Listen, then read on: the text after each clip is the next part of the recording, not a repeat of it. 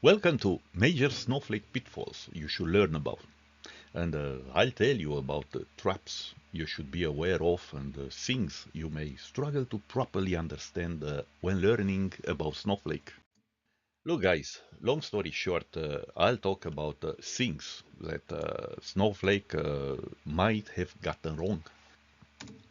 I'll talk about potential blunders coming up from Snowflake. About Snowflake features harder to understand. Confusing legacy SQL clauses and constructs. So not necessarily Snowflake's fault, but SQL itself evolved over the years, not always in the best way possible. I'll talk about difficulties understanding some use cases or features, about common misconceptions and error-prone use cases. Things harder to assimilate and learn about common confusions seen at some Snowflake customers. And yeah, last but not least, about my own confusions when I learn about and use the Snowflake. I will start with a section about the Snowflake accounts, and I will talk you about the free Snowflake trial account and how to choose between different editions. It's important also to understand how Snowflake makes money, what's their business model, because that's a way you'll understand also about several cost traps to avoid.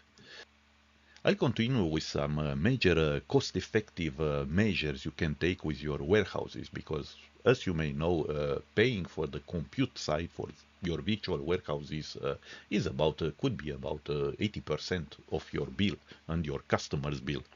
I grouped everything else in Snowflake data. Yeah, I'll not talk just about storage, but I'll talk about data transfer.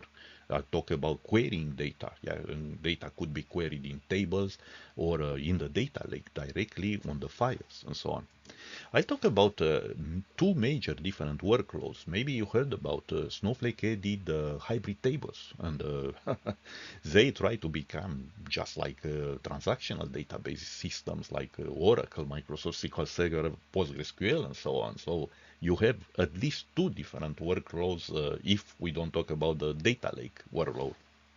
I go quickly over different data pipelines because they are harder to understand, and I'll just scratch the surface here. But I've seen that most of the online documentation goes into only batch versus streaming and so on.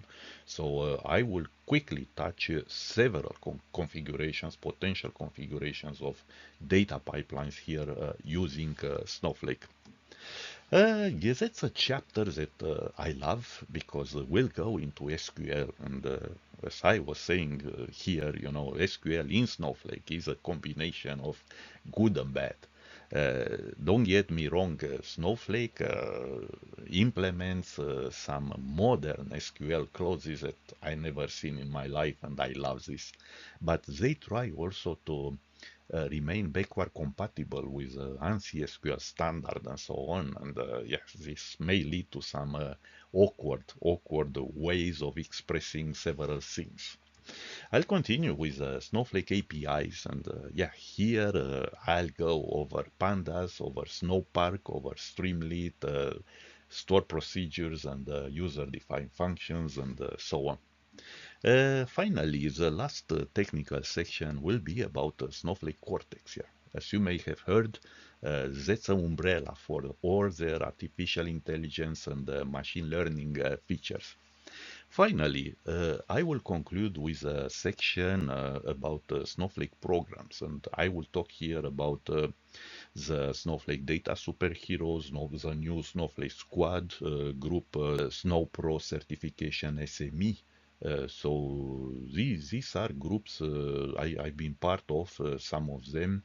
I'll talk about SnowPro certifications, and I passed, as you may know, 5 certifications out of the total 6.